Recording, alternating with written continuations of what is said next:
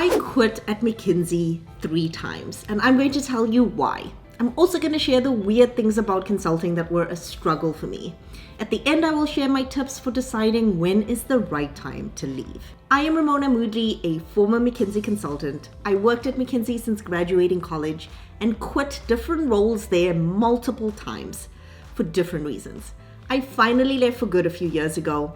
For me, this is a story of death by 1,000 paper cuts, meaning that there was not one single reason I left, but many small things that added up over time. I loved my career at McKinsey and would do it all again if I could. I talk about why in another video up here, but you're here to find out why I quit, so let's get into it. I started at McKinsey at 22 after graduating from the University of Cape Town in South Africa with my degree in electrical engineering. I didn't do so well in my engineering degree, but by some luck, McKinsey gave me a chance and I wanted to make the most of it. I had strong imposter syndrome, but also a drive to succeed at all costs. I really wanted to remove the stigma of my bad GPA from my resume, and I really wanted to go to business school, which McKinsey would pay for if I was a strong performer. So I had this goal in mind. Right from the start, it was a challenge. The learning curve in consulting is really steep. There is no ramp-up period. You are expected to do and contribute from day one on a project. You are expected to learn the consulting toolkit while on the job and also contributing at the same time. It really does feel like learning to swim by being pushed in at the deep end. The beginning was really tough for me because I was learning and doing at the same time. It's because of this that I'm on a mission to teach the consulting toolkit so that people can get ahead of the curve. If you are interested in keeping in touch and getting ahead of the skills you need to be a great consultant, check out the helpful links in the description and watch this video on the consulting toolkit next. Another complication to me feeling constantly behind was that I took 3 months off to represent South Africa at Miss World in China. When I got back, I was expected to be at the same level of performance as if I had never left. 3 months in consulting feels like a year of learning and growth, so I had a lot of catching up to do. Next, the working hours was so long. People talk about long consulting hours all the time, but until you experience it, it's so hard to understand. My partner, who is now my husband, joined McKinsey a few months before I did.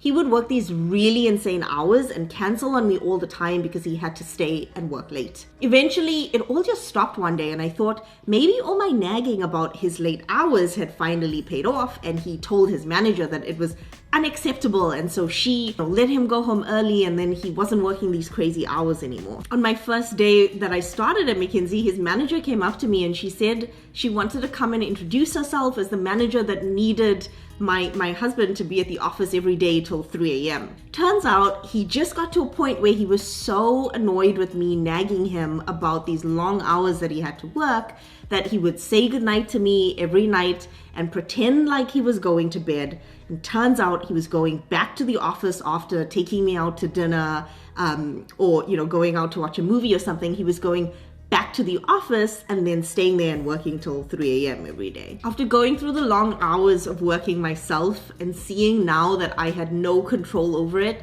I still to this day feel so sorry for giving him such a hard time back then. It wasn't only the hours that were long, but I couldn't make any plans or commitments to anything like working out or meeting friends or birthdays. Once I was sitting at the office with my manager past midnight and it was my birthday. And I don't know why, but I started tearing up when my laptop clock struck midnight. Also, I would get stopped by the cops almost every night driving home from the office. They would test my alcohol levels because they were convinced I was part of the party crowd headed home. But nope, I was just heading home from the office after a day of work. It felt like working 3 jobs. In the morning, we would go to the client's office and usually be in meetings back to back all day there. Then at 5 p.m., we would leave back to the McKinsey office. I remember envying all the people I was stuck in traffic with, thinking like how lucky they were to be going home while I was just heading back to the office, which was the second shift of my job. Once at the office, I could then start building my model or making my slides or whatever else I needed to do that I couldn't get to while in meetings all day at the client. Then we would grab dinner together as a team, usually at the office, and then head home a couple hours after that. If my manager had comments or anything I had to do or any changes I had to make to my slides, I would have to get to that after an hour or so of decompression time at home. So this pre-bed work was the third shift of this job. I had to be on call and reachable 24/7. I guess I could have had stronger boundaries, but I wanted to be considered a strong performer, so I needed to be reliable and trustworthy. I can't tell you how many times I had to pull out my laptop while at dinner with friends or pull over while driving to send a quick email. Luckily, my flatmate at the time and my partner both worked at McKinsey too, so we all understood each other and could tolerate how we couldn't commit to anything. Everything every day felt urgent and high stakes. Hiring consultants cost companies a lot of money. So we are only called for truly important, tricky problems, and the clients expect exceptional output quickly. This means that everything we do has to be at an A+ level, and we have to pull that together in record time. There is no natural cycle to the job where at the end of the month or at the end of the quarter feels like a sprint, but then you can recover in between. Every day is a firefighting, high-stakes sprint. One of the weird things I had to get used to is having your manager sitting across from you pretty much every minute of the workday. It was amazing for collaboration, but I definitely felt watched. I pushed my body so hard in this phase. I sacrificed eating, sleeping, and even showering sometimes to put more time into the work. If I could go back and do it again, I would take better care of myself. I treated my career as a sprint and not a marathon, so it was no surprise that I was completely burnt out at the end. So burnt out that I should have gotten professional help. So if this is you, please get help. No job is worth your health or your life. 4 months short of my 2-year anniversary, I was given the business school offer that I so desperately wanted. I took the offer, but mentally, I quit McKinsey, promising to myself I would never come back. My plan was to find another job in business school and pay McKinsey back for my MBA. That was the plan. But after a few months of taking care of myself and feeling good again, I started missing all the things I loved about consulting, like the steep learning curve and solving these complicated and interesting problems. I started interviewing for jobs and none of them compared to the thrill of consulting. So I decided to go back, but this time I applied to the San Francisco office and joined as an associate after I graduated my MBA. My goal for this phase was to become an engagement manager because I really wanted to build the management toolkit and to be on top of the bigger picture of the problem we were trying to solve. One promise I made myself this time is that I would never let myself get as burnt out as I did the first time. I would quit before that happened. This time I was going to take care of myself first.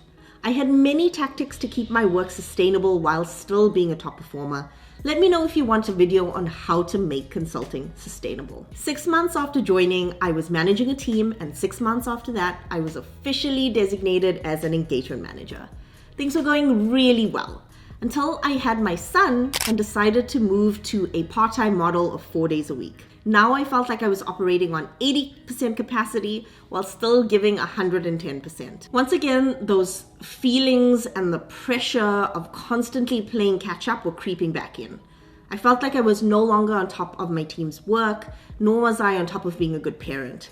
The leadership on my team kept assuring me that this was all in my head and that, I was doing a really good job and they were very happy with everything I was doing, but I still felt like I was failing based on how I used to perform before. I tried for months to match my internal bar with what leadership expected of me, and I just couldn't. And so I decided to quit for the second time. I decided for this next phase, I wanted to go deeper in the parts of consulting that I loved the most, and that was learning and development. So I decided to accept an internal role at McKinsey, designing and running learning programs for McKinsey's most senior people, their 2,500 plus partners all around the world. My goal for this phase was to gain experience and expertise in learning and development so I could start my own learning and development company. It was important for me to have a more manageable lifestyle and less stressful work in this new role. And this role was incredible in so many ways. I definitely learned a lot,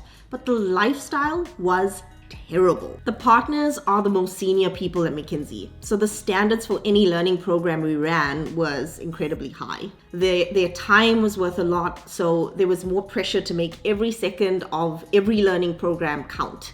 This was so stressful. Also, programs were run virtually at all hours of the day or night to cater to time zones around the world. So it was not uncommon for me to be plugged in at midnight, 2 a.m., 3 a.m. running programs. Progression and salary was not as good as it would have been in consulting, especially given that I felt I was working very similar hours. One day I woke up with such dread for the day ahead that I just decided to quit. I decided to explore either going back into consulting or even going deeper into the learning and development space.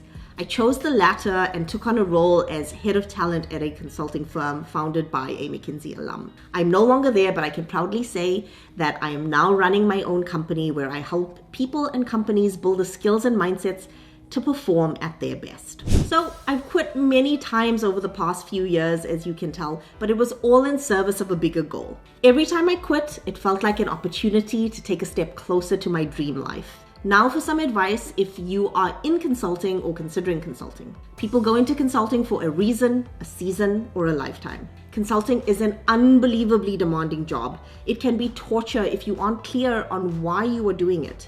You need to be clear on what the reward at the end of this very tough journey is. Ask yourself often, what am I getting out of this? And what am I giving up for it? If you are giving up more than you are getting, it's probably time to leave. No job is worth your health and your well-being. So please take care of yourself first and foremost. Let me know in the comments whether you want me to make a video on tips for making life in consulting sustainable. That's it for this video. If you haven't watched my video on why I loved being a consultant and why I would do it again, watch this video next. See you there.